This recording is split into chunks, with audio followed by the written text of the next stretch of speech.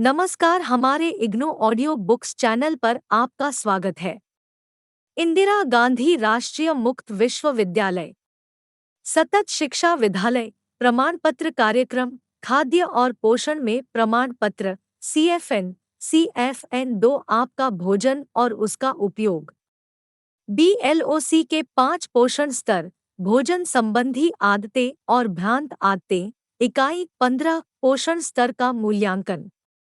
पिछली इकाइयों में हमने जीवन चक्र के विभिन्न स्तरों में शारीरिक आवश्यकताओं के विषय में पढ़ा, लेकिन यह कैसे निश्चित किया जा सकता है कि किसी विशेष आयु वर्ग का व्यक्ति सामान्य है या अल्पपोषण या अतिपोषण का शिकार है।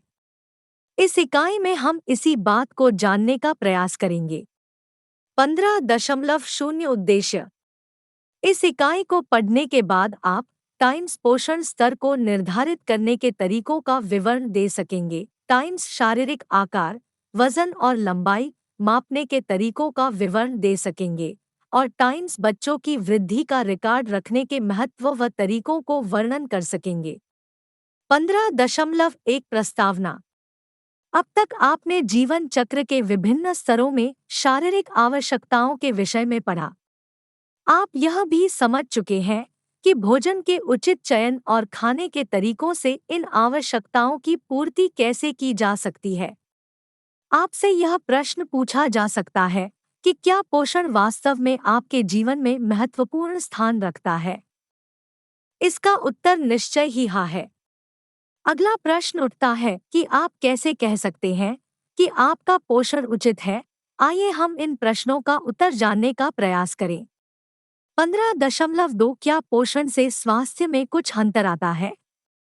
जैसा आपने इकाई 5 में पढ़ा कि किसी व्यक्ति की शारीरिक वृद्धि और आकार 2 मुख्य कारकों पर निर्भर करता है। पहला, वृद्धि की जन्मजात क्षमता और दूसरा, वातावरण संबंधी स्थितियां।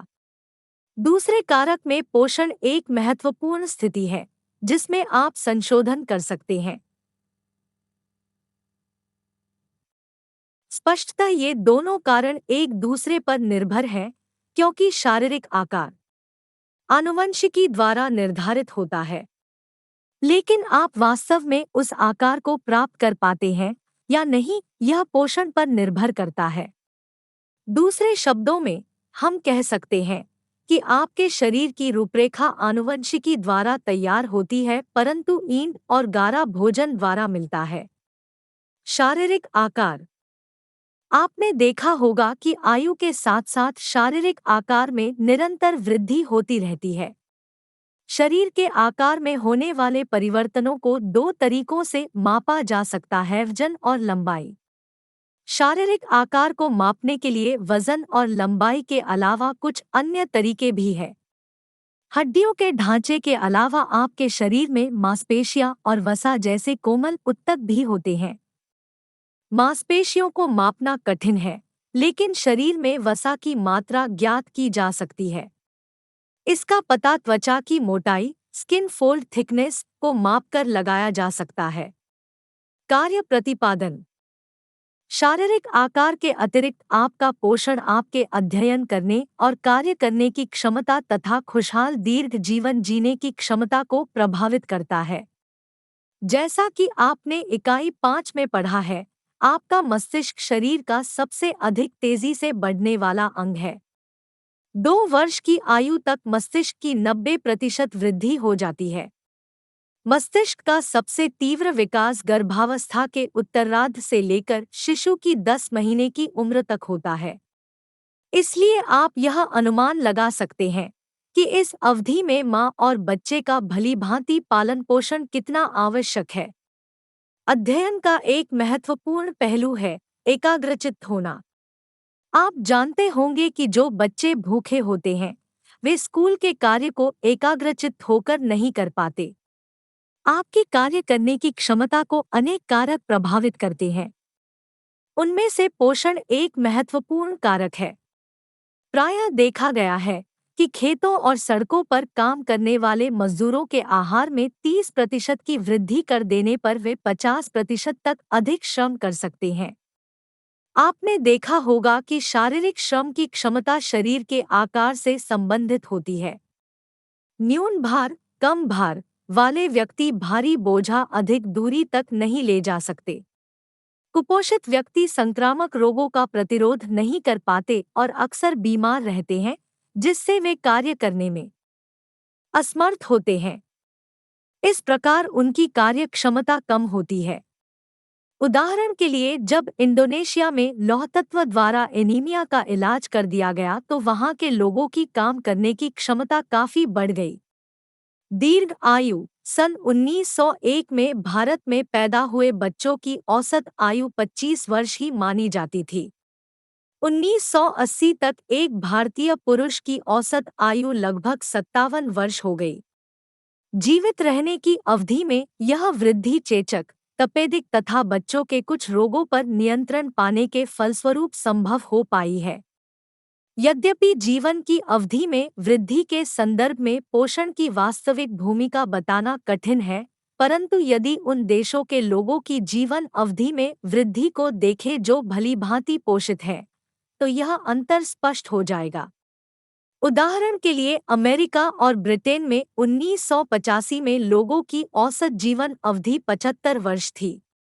यदि 55 वर्ष के जीवन काल में उत्पादक समय, कार्य करने की अवधि 35 वर्ष है, तो 70 वर्ष के जीवन काल में वह समय 50 वर्ष हो जाएगा। इस पाठ्यक्रम से अर्जित ज्ञान द्वारा आप इस लक्ष्य की प्राप्ति कर सकते हैं। आप इस बात से अवश्य सहमत होंगे कि अच्छे स्वास्थ्य के लिए उचित पोषण बहुत जरूरी है। बोध प्रश्न 1, किसी व्यक्ति के अध्ययन करने की क्षमता पर पोषण का क्या प्रभाव पड़ता है? विवेचन कीजिए। 2, किसी व्यक्ति की कार्य क्षमता पर पोषण का क्या प्रभाव पड़ता है? 15.3 पोषण स्तर। आप जानते हैं कि पोषण स्तर का अर्थ शारीरिक पोषण से लिया जाता है। हम में से प्रत्येक व्यक्ति अच्छा पोषण स्तर बनाए रखना चाहता है। अभी तक आपने पढ़ा है कि उचित पोषण का आपके शारीरिक ढांचे, मस्तिष्क के विकास, कार्य करने की क्षमता और जीवन अवधि पर प्रभाव पड़ता है। पोषण स्तर इस बात को प्रदर्शित करता है कि आपके द्वारा लिया गया भोजन कितना पौष्टिक है और उससे कितने पोषक तत्व प्राप्त होते हैं।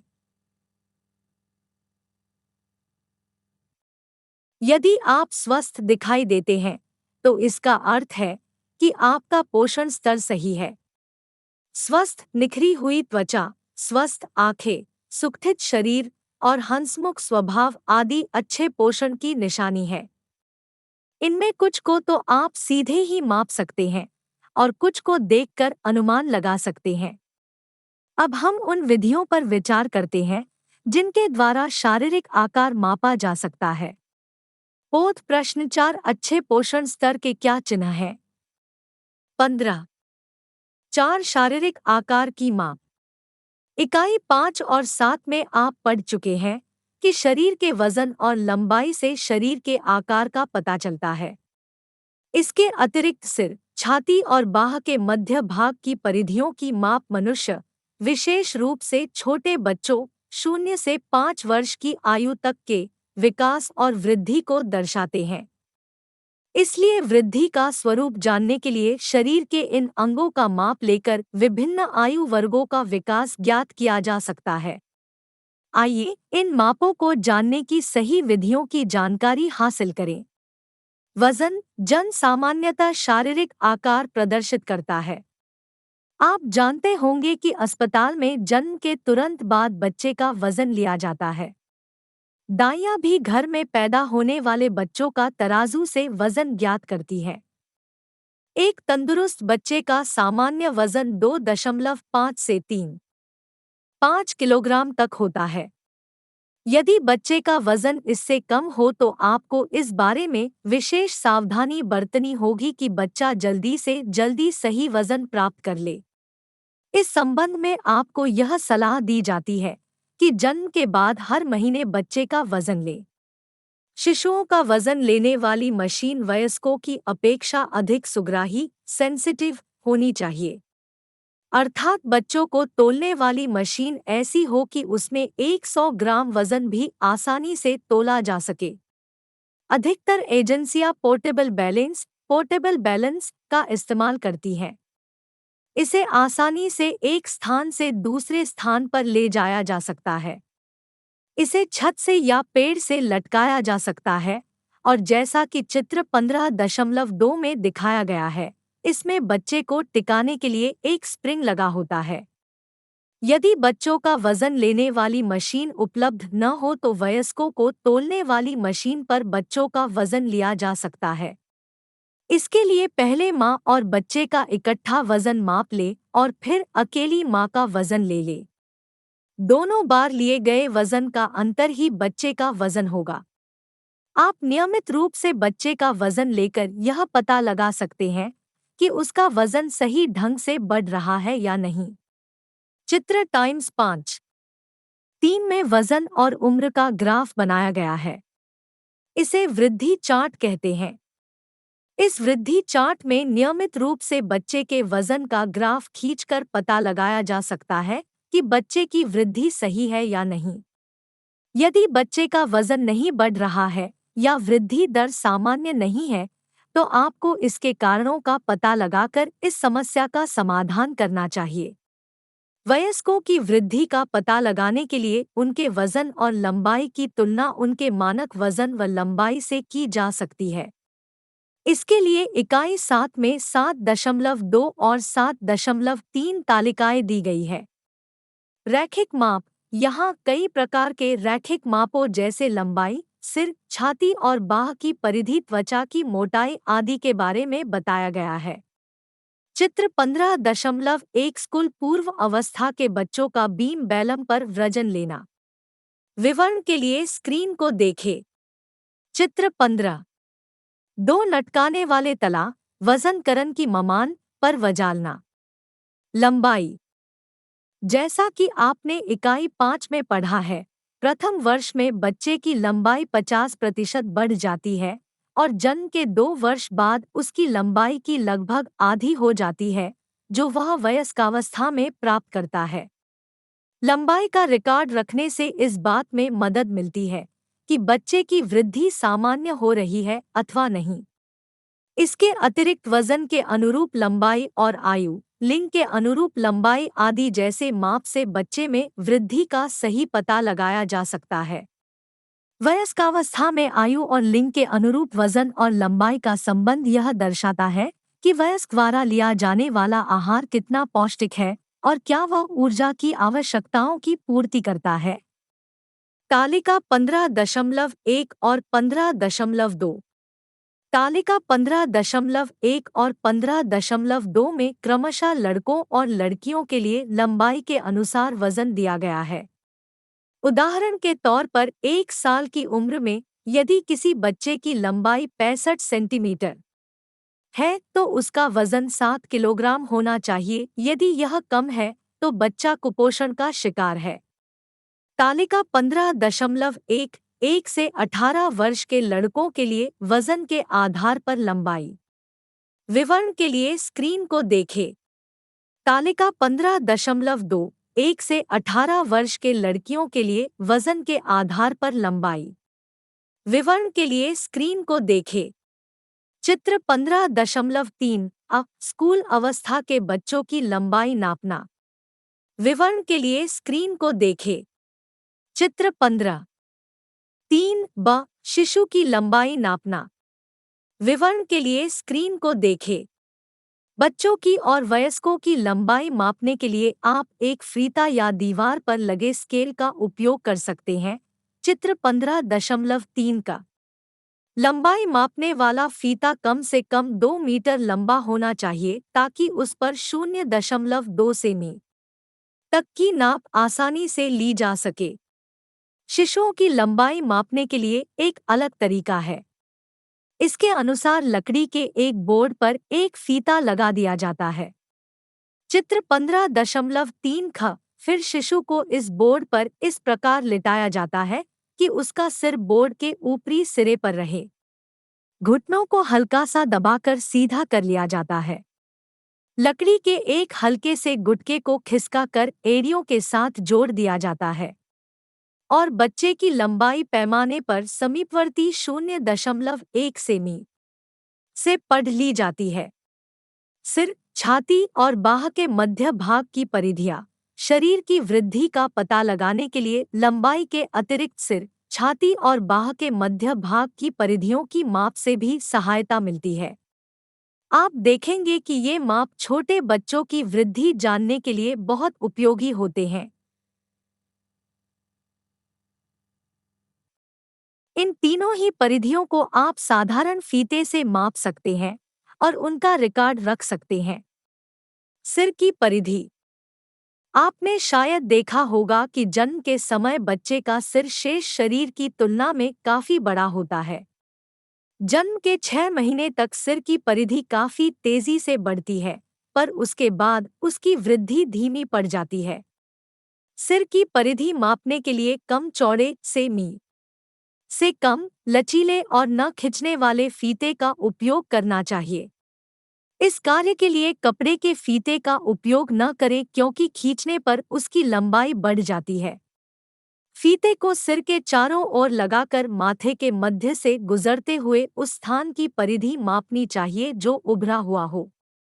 इस बात का ध्यान रहे कि माथे पर और सिर के नीचे फीते का स्तर एक जैसा रहे। यह ऊंची नीची और टेढ़ी नहीं हो और सिर के पीछे उभरे हुए भाग पर से गुजरे। चित्र 15.4। छाती की चौड़ाई। इस माप की उपयोगिता 3 वर्ष तक के बच्चे के लिए होती है, जो उसकी वृद्धि को दर्शाती है।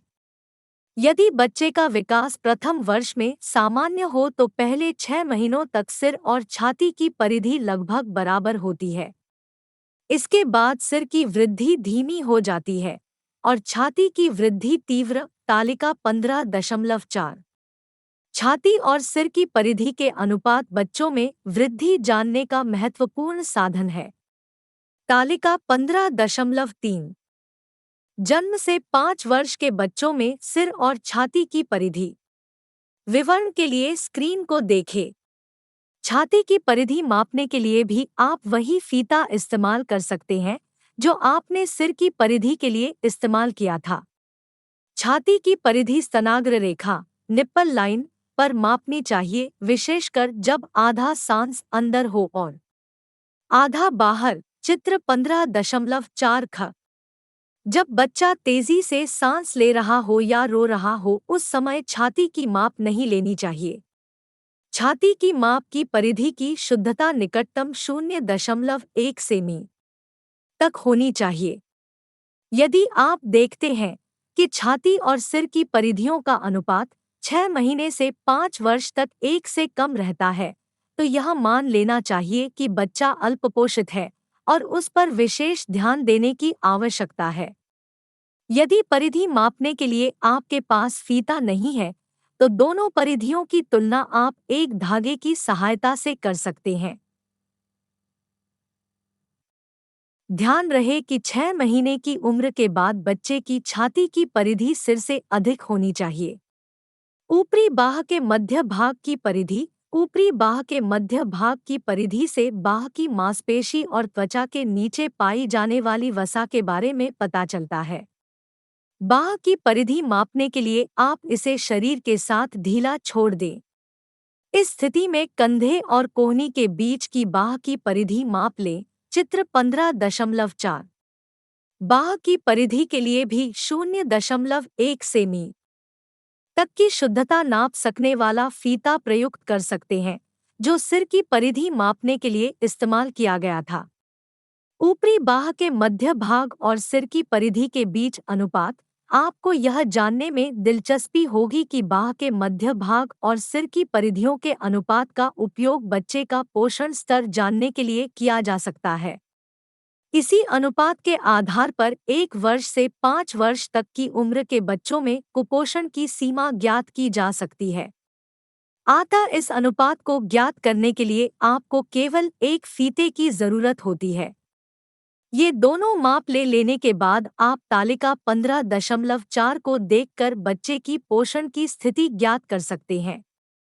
तालिका 15.4 में सिर की परिधि को बाह की परिधि के आधार पर पोषण की विभिन्न स्थितियों में बांटा गया है। इसके आधार पर बाह और सिर की परिधि के बीच अनुपात निकालना आवश्यक नहीं है। सिर्फ बच्चे की सिर की परिधि और बाह की परिधि ज्ञात करके बच्चे के पोषण स्तर का पता लगाया जा सकता है। उदाहरण के तौर पर यदि किसी बच्चे की बाह की परिधि 10.5 सेमी है और सिर की परिधि 35 सेमी है, तो इस तालिका के आधार पर बच्चा कम कुपोषण की स्थिति में है। यह हमेशा याद रखें कि यह अनुपात केवल उस समय ही उपयोगी है जब बच्चे को एडिमा नहीं हो। एडिमा एक ऐसा विकार है जिसमें त्वचा के नीचे द्रव पदार्थ एकत्रित हो जाता है और शरीर फूल जाता है। चित्र 15.4 विवरण के लिए स्क्रीन को देखें। त्वचा की मोटाई मापना। शरीर के अंदर उपस्थित समस्त चर्बी का 50% भाग त्वचा के ठीक नीचे वाली परत में होता है। लंबे समय तक कम ऊर्जा वाला आहार लेने से त्वचा के नीचे की वसीय परत की मोटाई कम हो जाती है। आप त्वचा और उसके नीचे की वसीय परत को मापकर शरीर में वसा के भंडार का पता लगा सकते हैं। यह माप शरीर से अंदर वसा की मात्रा की जानकारी देती है।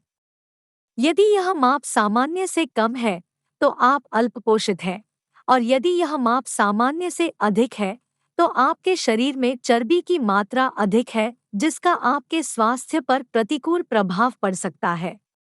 त्वचा की मोटाई के माप का उपयोग भी अन्य मापों जैसे लंबाई के अनुरूप वजन के माप की भांति पोषण स्तर ज्ञात करने के लिए किया जा सकता है। याद रखिए कि त्वचा की मोटाई मापने के लिए वजन और लंबाई मापने की तुलना में अधिक प्रशिक्षण की आवश्यकता होती है। सामान्यतः पोषण स्तर ज्ञात करने के लिए वजन और लंबाई को मापना अधिक आसान होता है। छोटे बच्चों में सिर, छाती और बाह के मध्य भाग की परिधियों की माप अधिक उपयोगी होता है। तालिका 15.4 बाह के मध्य भाग और सिर की परिधि के अनुपात। ओथ प्रश्न 6 बचपन के आरंभ में वजन मापना क्यों महत्वपूर्ण है? 7 बच्चे की वृद्धि ज्ञात करने के लिए जिन मापों की जरूरत होती है उनके नाम बताइए। 8 प्रथम वर्ष में सिर और छाती की परिधि की मापों का क्या महत्व है? 15.5 बच्चों की वृद्धि का रिकॉर्ड। बच्चों की वृद्धि का रिकॉर्ड रखना बहुत जरूरी है। जन्म से लेकर 5 वर्ष तक बच्चे वृद्धि के बहुत नाजुक दौर में होते हैं। इस अवधि में उनकी वृद्धि का रिकॉर्ड रखना बहुत जरूरी होता है, जिससे वृद्धि में किसी प्रकार की कमी को सुधारा जा सके। इस अवधि में बच्चे के आहार में सुधार करके उसकी वृद्धि को सामान्य बनाया जा सकता है। इस प्रकार बच्चे की वृद्धि पर पड़ने वाले कुप्रभावों को रोका जा सकता है और इसके कारण भविष्य में आने वाली कठिनाइयों से छुटकारा पाया जा सकता है। आपने बच्चे की शारीरिक वृद्धि को वजन, लंबाई, सिर, छाती और बाह के मध्य भाग की परिधि मापकर ज्ञात करने के तरीके सीखे हैं। नियमित रूप से इनका रिकॉर्ड रखना चाहिए। बच्चे की वृद्धि प्रथम वर्ष की अवधि में तेजी से होती है, अतः इन कार्यों का हर महीने रिकॉर्ड रखना चाहिए। दूसरे वर्ष प्रति 2 महीने बाद तथा 3 से 5 वर्ष तक हर 3 महीने में यह माप लेते रहना चाहिए। वृद्धि का रिकॉर्ड। वजन और लंबाई। पहले इस बात का परीक्षण करें कि क्या हर महीने बच्चे के वजन में उत्तरोत्तर वृद्धि हो रही है। यदि आप देखते हैं कि बच्चे का वजन हर महीने बढ़ रहा है, तो इसका अर्थ है कि बच्चे की वृद्धि हो रही है। दूसरी बात यह रखें कि बच्चे के वजन की वृद्धि सामान्य है अथवा नहीं। वृद्धि रिकॉर्ड। अन्य माप। आप पढ़ चुके हैं कि जब तक शिशु 6 महीने का नहीं होता बच्चे के सिर की परिधि छाती की परिधि से अधिक होती है। उसके बाद छाती की परिधि सिर की परिधि से अधिक हो जाती है। यदि आप 6 महीने की उम्र से 5 वर्ष की उम्र तक यह देखते हैं कि छाती की परिधि सिर की परिधि से कम है, तो इसका अर्थ होगा कि शिशु अल्पपोषण का शिकार हो रहा है और उस पर विशेष ध्यान देने की आवश्यकता है। अतः ये माप केवल बचपन के आरंभ के लिए ही उपयोगी है। बाह के मध्य भाग की परिधि की माप से मांसपेशियों के विकास और शरीर में विद्यमान वसा का पता चलता है। यदि बच्चा निरंतर अल्पपोषण का शिकार रहा है, तो मांसपेशियों का विकास बहुत कम होता है। सभी कार्यों के संचालन में ऊर्जा व्यय होती है और बाह के मध्य भाग की परिधि में कमी होने लगती है। अतः इस परिधि की कमी से आप यह निष्कर्ष निकाल सकते हैं कि बच्चे को उचित आहार नहीं मिल रहा है। ध्यान रहे कि ये माप तभी सही है जब बच्चा एडिमा से पीड़ित नहीं है। आप सुन रहे ऑडियो लर्न इग्नू को। 15.6 वयस्क और उनका शारीरिक आकार। बच्चों की वृद्धि को नापने के तरीकों को वयस्कों के लिए भी उपयोग किया जा सकता है। आपको याद होगा कि वयस्कों को 25 वर्ष की आयु में प्राप्त वजन को, यदि वह मानक वजन के अनुरूप हो, जीवन भर बनाए रखना चाहिए। यदि वजन में 5% की कमी बेशी होती है, तब चिंतित होने की कोई बात नहीं है। नियमित रूप से वजन और बाह के मध्य भाग की परिधि मापने से यह पता लगाया जा सकता है कि सामान्य स्थिति में रहने के लिए आहार में क्या परिवर्तन करने हैं। दूसरी ओर आप उन लोगों को पाते हैं जिनका विशेष रूप से 35 वर्ष की उम्र के बाद वजन बढ़ना आरंभ हो जाता है। जैसा कि आप इकाई 7 में पढ़ चुके हैं, नियमित रूप से शारीरिक अंगों के माप जैसे वजन और बाह की मोटाई आदि लेते रहने से आरंभ में ही वजन को इतना अधिक बढ़ने से रोका जा सकता है। अन्य माप जो वयस्कावस्था में महत्वपूर्ण होते हैं, वह हैं छाती और कमर के माप। सामान्यतः एक स्वस्थ वयस्क की छाती की परिधि कमर की परिधि की तुलना में 15 से 25 सेमी अधिक होनी चाहिए। यदि यह अंतर कम हो तो इसके सुधार के लिए तुरंत ही उपयुक्त कदम उठाना आवश्यक हो जाता है, ताकि सामान्य स्थिति को जल्दी ही प्राप्त किया जा सके। 15.7 आहार का मूल्यांकन। आप पढ़ चुके हैं कि आपका पोषण स्तर इस बात पर निर्भर करता है कि आप सामान्यतः किस प्रकार का भोजन खाते हैं। इस इकाई के आरंभ में आपने कुछ शारीरिक मापों के विषय में पढ़ा जिनके आधार पर पोषण स्तर का अनुमान लगाया जा सकता है। यदि आपका स्वास्थ्य संतोषजनक नहीं है, तब आप अपने आहार में कुछ परिवर्तन करना चाहेंगे। आहार परिवर्तन कैसे करना है, इस बात के लिए आपको वर्तमान आहार के विषय में ज्ञान होना चाहिए। इसलिए अपने आहार का मूल्यांकन करना जरूरी है। अपने आहार को कब और कैसे रिकॉर्ड करें? आहार को रिकॉर्ड करने के लिए सप्ताह के किसी सामान्य दिन का आहार रिकॉर्ड करें। रविवार या दूसरी छुट्टियों और त्योहारों पर सामान्यतः आपका मेनू और खाने का समय बदल जाते हैं। इसलिए ऐसे दिनों को छोड़ दें। उन खाद्य पदार्थों की जो आप हर रोज और हर भोजन में लेते हैं, एक सूची तैयार कर लें।